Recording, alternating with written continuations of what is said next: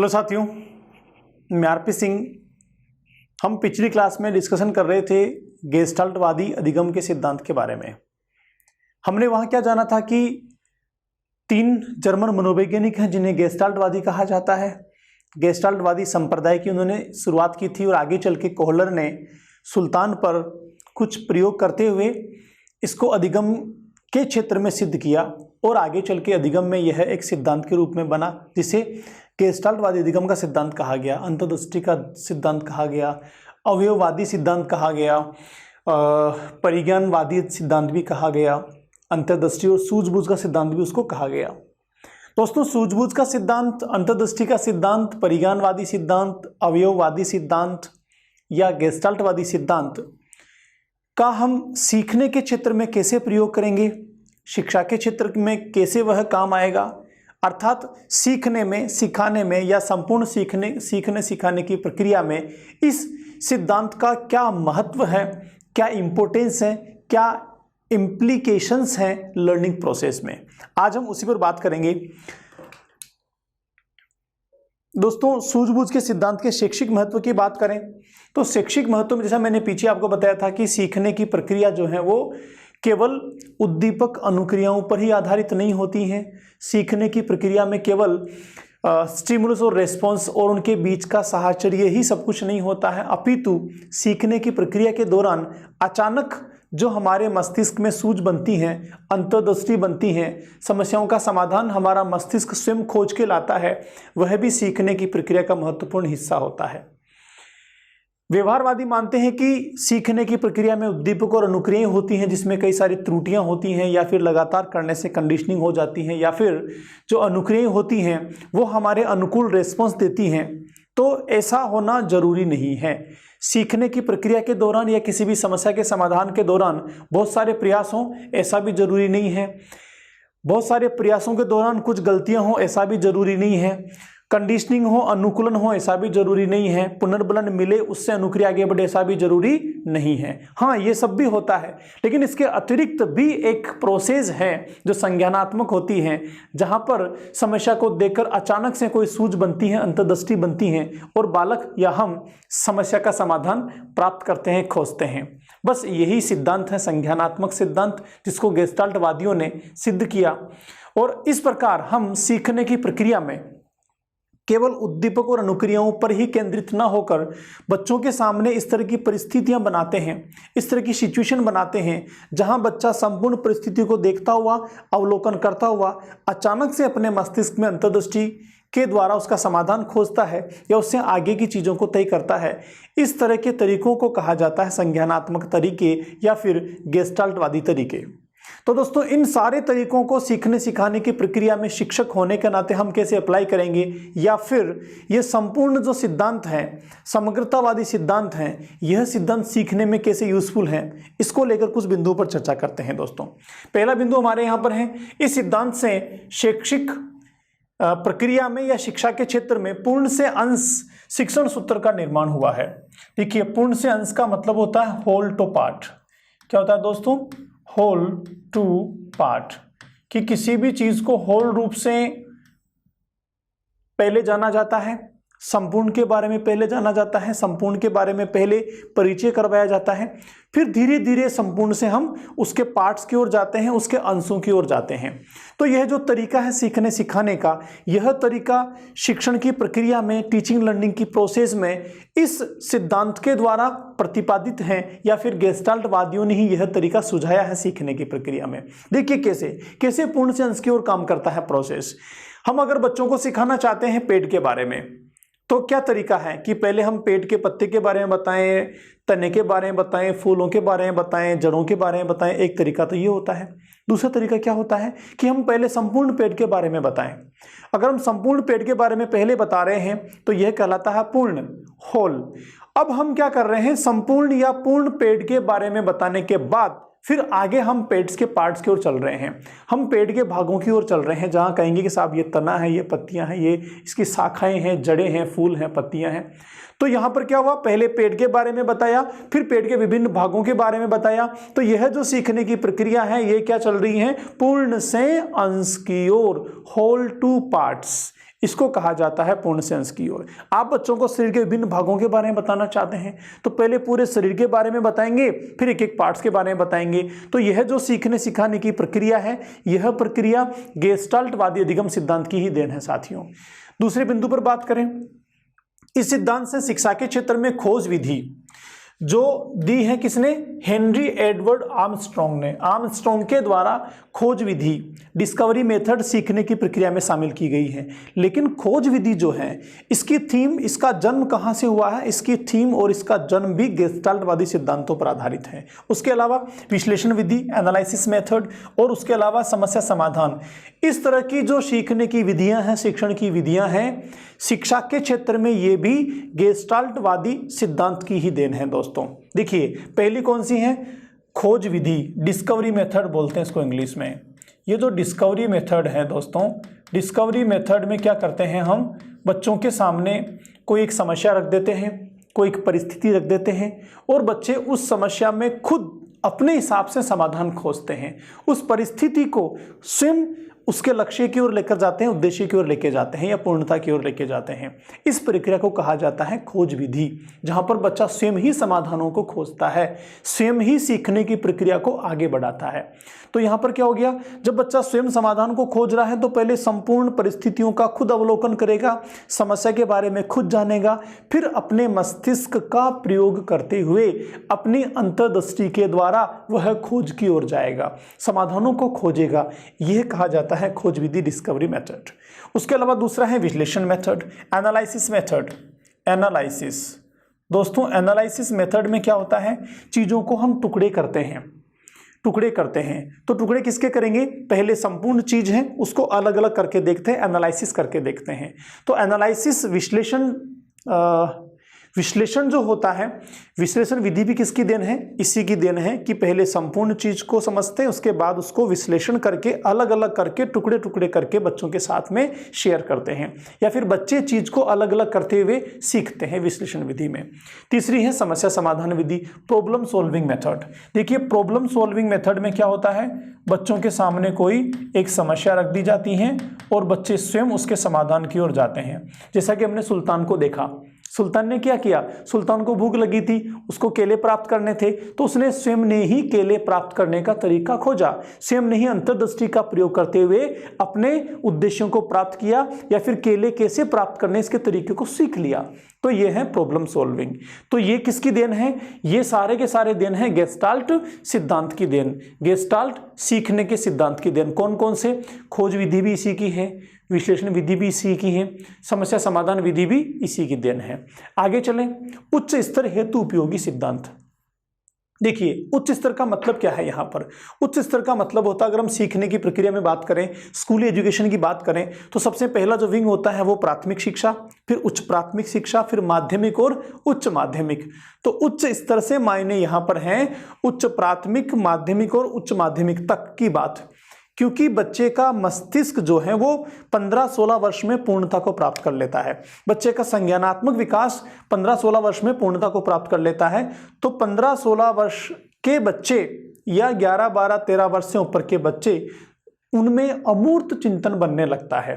क्या बनने लगता है? अमूर्त चिंतन बनने लगता है। हमने पीछे जीन पियाजे के संज्ञानात्मक सिद्धांत को पढ़ा था, तो वहां पर संज्ञानात्मक विकास की अवस्थाएं पढ़ी थी। वहां पर अंतिम अवस्था थी अनौपचारिक संक्रिया की अवस्था, अमूर्त संक्रिया की अवस्था। अमूर्त संक्रिया का मतलब हो गया जहां पर बच्चे के सामने कोई मूर्त वस्तु नहीं है, फिर भी उसके बारे में वो सोचें, विचारें, चिंतन करें, ऐसी समस्याओं का समाधान करें, मस्तिष्क में एक प्रोसेस हो, संक्रिया हो। कब? जब उसके सामने कोई मूर्त वस्तु नहीं है तो भी। तो इस तरह की मानसिक योग्यता का, इस तरह की संज्ञानात्मक क्षमता का विकास बच्चे में हो जाता है 11 वर्ष से अधिक होने के बाद। 11 से लेकर 14 वर्ष इसको माना हुआ है दोस्तों। तो ये जो अवस्था है ये किस पर लागू होती है? उच्च स्तर के बच्चों पर लागू होती है। अर्थात यह सिद्धांत, कौन सा सिद्धांत? संज्ञानात्मक तरीके से सीखने का गेस्टाल्टवादियों का सिद्धांत जो है किस स्तर के लिए उपयोगी होता है?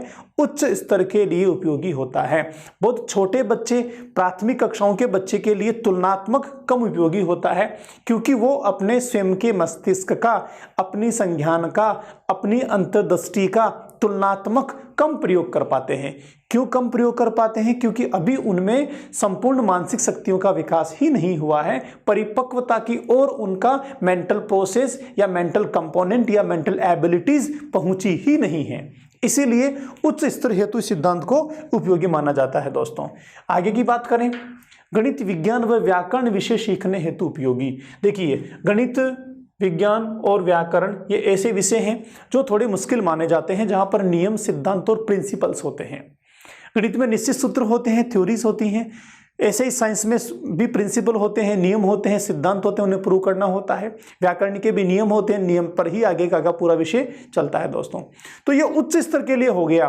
बहुत छोटे बच्चों को हम गणित विज्ञान और व्याकरण सिखाते हैं, लेकिन हिंदी की तुलना में यहाँ पर ज़्यादा प्रिंसिपल्स होते हैं, सामाजिक की तुलना में ज़्यादा नियम और सिद्धांत यहाँ पर होते हैं। तो जो थोड़े मुश्किल लेवल के विषय होते हैं, जैसे गणित है, विज्ञान है, व्याकरण है, ऐसे विषयों को सिखाने में यह सिद्धांत बहुत उपयोगी होता है। क्यों उपयोगी होता है?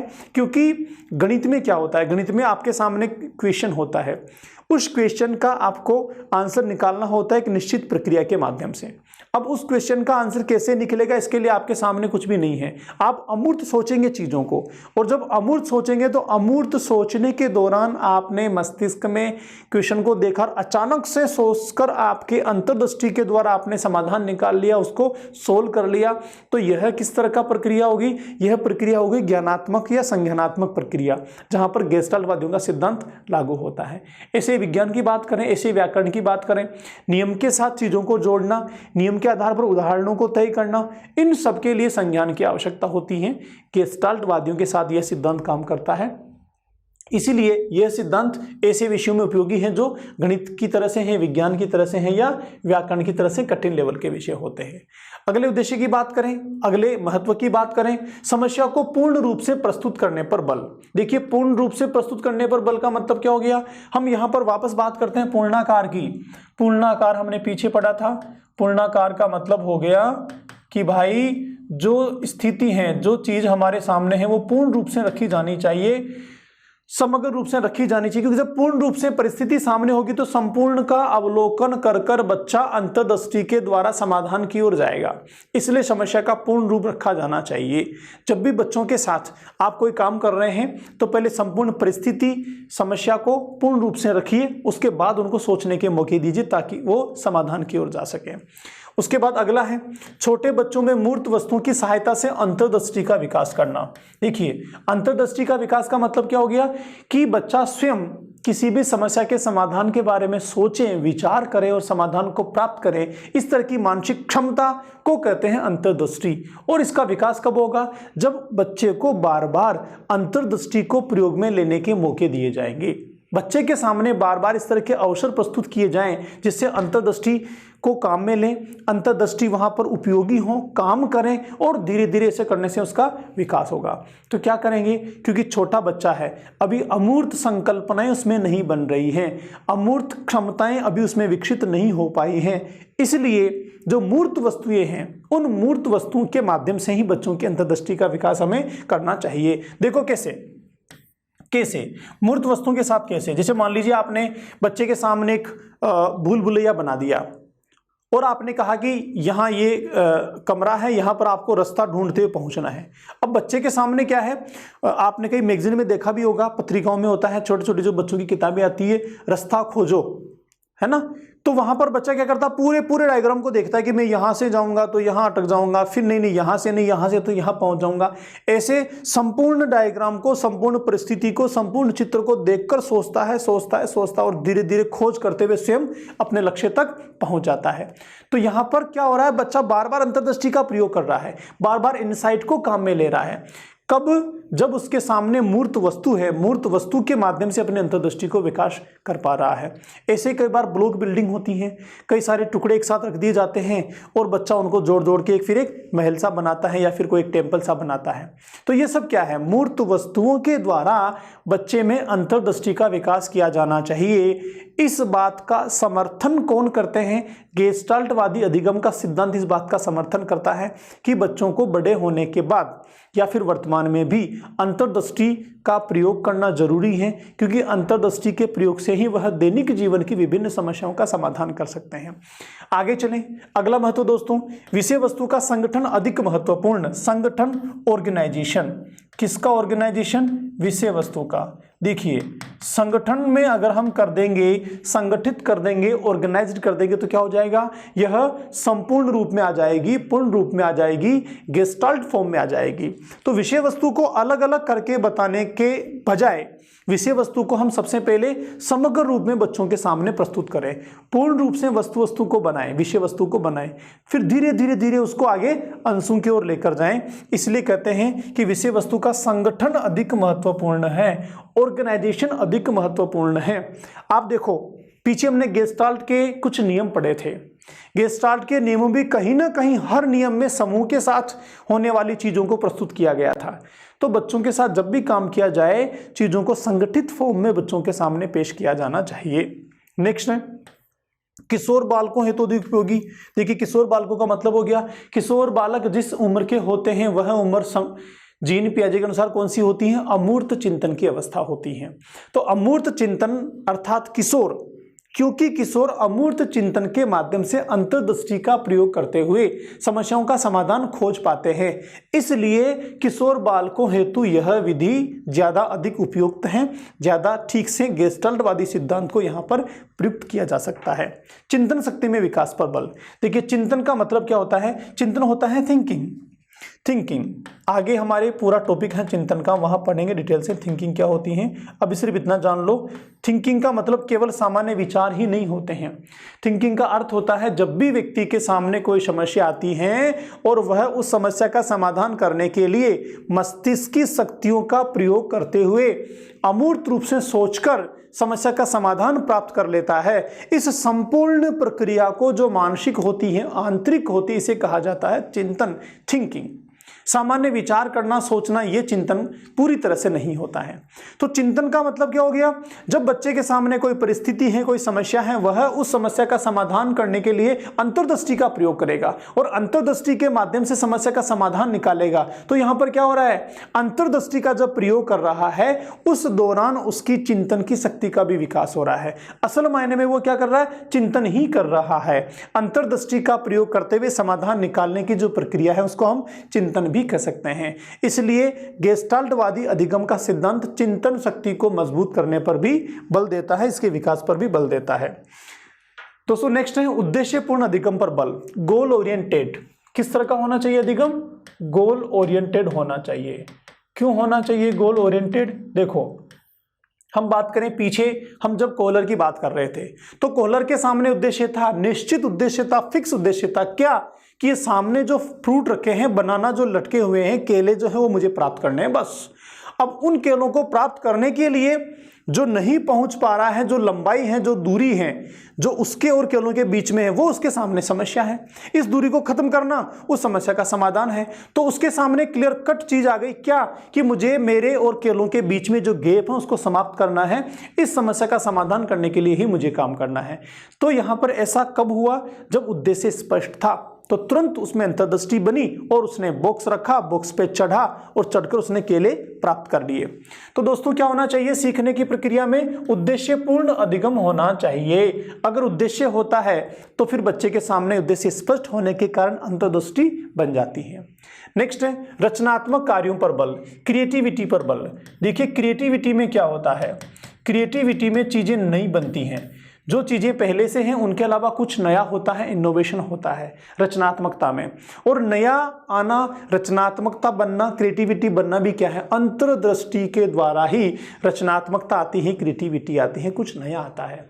तो यह सिद्धांत किस पर बल देता है? रचनात्मकता पर बल देता है कि बच्चे के द्वारा रचनात्मक कार्य करवाए जाएंगे, क्रिएटिविटी का विकास किया जाएगा, तो बच्चे में अंतर्दृष्टि का विकास होगा और यह सब अंतर्दृष्टि के साथ में जुड़ा हुआ है। नेक्स्ट है समस्या का समरूप रखना आवश्यक। समरूप का मतलब है सिमिट्री। सिमिट्री जैसे पीछे मैंने देखा था कि एक नियम था जहां पर दो आकृतियां जो एक जैसी हैं अगर साथ में रखी जाती हैं, बीच में से देखा जाता है तो दोनों एक जैसी समान दिखाई देती हैं, ये कहलाता है सिमेट्री। जो भी प्रॉब्लम आप बच्चे के साथ सोल्व करना चाहते हैं, जिस तरह की एक समस्या को आपने बच्चों के द्वारा सोल्व करवाया और उसके सोल्व करने के दौरान, समाधान करने के दौरान जो अंतर्दृष्टि बच्चों में बनी, अगर इस अंतर्दृष्टि का, इस समझ का पुनः आप नवीन परिस्थिति में अगली समस्या में काम लेना चाहते हैं, वहां ये उपयोग आए, तो इसके लिए ऐसी एक समान समस्या आपको आगे रखनी पड़ेगी, समरूप समस्या आगे रखनी पड़ेगी। तब जो पहले उसमें अंतर्दृष्टि बनी थी वह अंतर्दृष्टि इस नई समरूप समस्या में कारगर हो पाएगी, वरना ऐसा नहीं हो पाएगा। आप मैथ्स को देखते हैं, गणित में, मैथ्स में क्या होता है, जैसे मान लीजिए 5 प्रश्नावली हैं तो 5 में 5.1, 5.2, 5.3। अब यहां पर क्या है, मान लीजिए प्रतिशत की प्रश्नावली है तो पूरी प्रश्नावली में प्रतिशत के बारे में ही पूरा कंटेंट होगा। परसेंटेज को लेकर जो एक तरह के क्वेश्चन हैं ये 5.1 में होंगे, फिर जो थोड़े हाई लेवल के हैं वो 2 में होंगे, फिर 3 में, फिर 4 में। लेकिन जो 5.1 हैं उसमें लगभग एक ही पैटर्न के क्वेश्चन होते हैं। ऐसा क्यों होता है? क्योंकि अंतर्दृष्टि के विकास के दौरान जब बच्चा संज्ञानात्मक प्रक्रियाओं को काम में ले रहा है तो एक प्रश्न का हल निकालना वह सीख जाता है, तो ऐसा ही मिलता जुलता दूसरा प्रश्न जब वो हल करने लगता है तो पिछले प्रश्न को हल करने के दौरान जो अंतर्दृष्टि बनी थी वो यहाँ पर काम आती है और बच्चा अपने में विकसित अंतर्दृष्टि के माध्यम से समस्या का समाधान निकाल पाता है।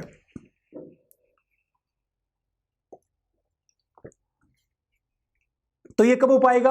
यह तब हो पाएगा जब हम समस्याओं को समरूप रखेंगे, समस्याओं में सिमिलरिटी होगी, सिमेट्री होगी। उसके अलावा आगे की बात करें, पाठ्यक्रम निर्माण का आधार सिद्धांत। करिकुलम जो बनता है, मैंने आपको बताया भी था कि जब पाठ्यक्रम बनाया जाता है तो पाठ्यक्रम के सिद्धांतों में कुछ बेसिक प्रिंसिपल्स होते हैं। उसमें से एक प्रिंसिपल होता है संपूर्णता का, पूर्णता का, समग्रता का, गेस्टाल्ट का। संपूर्णता क्या कहती है कि पाठ्यक्रम ऐसा हो जो बच्चे के संपूर्ण विकास की बात करे, ऑल ओवर डेवलपमेंट की बात करे, सभी पक्षों को विकसित करने के लिए वहां पर कुछ ना कुछ कंटेंट हो। तो जब हम पाठ्यक्रम बनाते हैं, करिकुलम को निर्माण करते हैं तो संपूर्ण विकास वहां पर शामिल होता है। यह भी किसकी देन है? यह भी गेस्टाल्टवादी सिद्धांत की ही देन है, पहली चीज। दूसरी चीज, हम जब करिकुलम बना रहे हैं तो पाठ्यक्रम निर्माण के दौरान सभी विषयों को समग्र रूप से रखा जाता है। पूरा विषय पहले होल रूप में रखा जाता है, फिर उसके पार्ट्स की बात की जाती है। तो पाठ्यक्रम निर्माण जब होता है तो पाठ्यक्रम निर्माण में बेसिक थ्योरी है, बेसिक सिद्धांत है। कौन सा? समग्रता का, पूर्णता का या फिर गेस्टाल्टवाद का। आगे बात करें यांत्रिकता का विरोध। देखिए, यांत्रिकता का समर्थन किसने किया है पहले हम ये जानते हैं। आप याद करो, पीछे हम जब बात कर रहे थे कंडीशनिंग की, कंडीशनड रेस्पॉन्स की, अनुकूलित अनुक्रिया की, तो वहां पर हम क्या सीखे थे? वहां पर हमने जाना था कि किसी भी अनुक्रिया को करने के लिए उसको अगर बार बार रिपीट किया जाता है तो वह कंडीशनिंग हो जाती है, अनुकूलन हो जाता है, और अनुकूलन होने के बाद फिर वह ऑटोमेटिक होने लगती है। या फिर उसके बजाय ऐसे ही किसी दूसरे उद्दीपक के साथ भी उसको एसोसिएट कर दिया जाता है तो भी वह होने लगती हैं। ऐसा क्यों हुआ? अनुकूलन के कारण हुआ। और जब अनुकूलन कर रहे हैं, कंडीशनिंग बना रहे हैं, तो एक ही काम को बार बार किया जाता है, और बार बार जब सेम काम को किया जाता है तो वह यांत्रिकता जैसा हो जाता है, यंत्र जैसा हो जाता है। यांत्रिकता का मतलब आपने पंखे को बटन दबाया और पंखा चलने लगे, ये यांत्रिकता कहलाती है। पंखे को नहीं पता क्यों चलना है, क्या कब चलना है, नहीं चलना, उसको कुछ नहीं पता, बटन दबाया चल गया, तेज किया तेज हो गया, धीरे किया धीरे हो गया, ये कहलाती है यांत्रिकता। यंत्रवत, यंत्र के जैसे, जहां पर मस्तिष्क का, संज्ञान का ज्यादा इस्तेमाल नहीं हो रहा है। लेकिन यह सिद्धांत क्या कहता है कि यंत्र की तरह काम नहीं करना, चीजों को रटना नहीं है, उद्दीपक अनुक्रिया के बीच एसोसिएट ही नहीं होता है। उद्दीपक अनुक्रिया के बीच एसोसिएशन के अलावा मस्तिष्क की शक्तियों का इस्तेमाल करके अंतर्दृष्टि बनती है, जिसके द्वारा भी बच्चा सीखता है या फिर अधिगम की प्रक्रिया आगे बढ़ती है या फिर समस्याओं का समाधान होता है। इसलिए यह सिद्धांत यांत्रिकता का विरोध करता है, रटंत विद्या का विरोध करता है, चीजों को बार बार एक ही तरीके से रिपीट करवाने का भी विरोध करता है। जबकि किसका समर्थन करता है?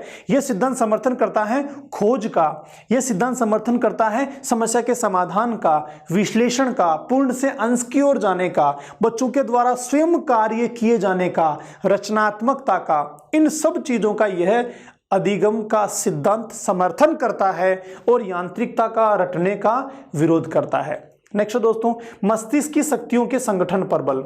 मस्तिष्क की शक्तियों के संगठन पर बल देने की बात क्यों की जा रही है? क्योंकि हम यहां पर समाधान किससे निकाल रहे हैं? हम समाधान निकाल रहे हैं अंतर्दृष्टि के द्वारा। इनसाइट का प्रयोग करना यहां पर सीख रहे हैं, और जब इनसाइट का प्रयोग कर रहे हैं अंतर्दृष्टि के द्वारा हम सीख रहे हैं, तो अंतर्दृष्टि कब बनेगी? जब मस्तिष्क की शक्तियों का संगठन होगा। मेंटल जो एबिलिटीज है, मेंटल जो प्रोसेस हैं, मेंटल जो क्षमताएं हैं, वो सब जब समग्र रूप से काम करेगी तब जाके हम चीजों को डेवलप कर पाएंगे, तब जाके अंतर्दृष्टि का विकास हो पाएगा। इसलिए मस्तिष्क की शक्तियों को संगठित करने पर बल दिया जाता है इस गेस्टाल्टवादी अधिगम के सिद्धांत में।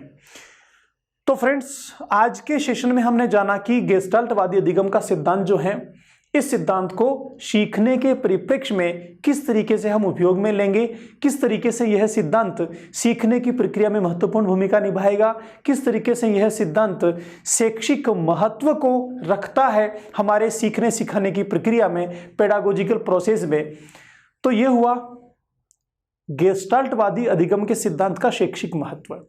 मैं एक बार फिर से समअप करके सारी बातों को आपके साथ शेयर करता हूं कि सीखने की प्रक्रिया के दौरान बच्चों के साथ समस्याओं को रखा जाना चाहिए, बच्चों के सामने पूर्ण रूप से परिस्थिति को रखा जाना चाहिए। बच्चों को यांत्रिकता, रटना, सजा, बार बार पुनर्बलन, कंडीशनिंग, इन चीजों के बजाय इनके स्थान पर मानसिक शक्तियों के प्रयोग पर बल देना चाहिए। अंतर्दृष्टि के द्वारा समाधान को निकालने की क्षमता को विकसित किया जाना चाहिए। ये सारी की सारी चीजें अगर बच्चों के साथ सीखने में होंगी तो यहां पर क्या होगा?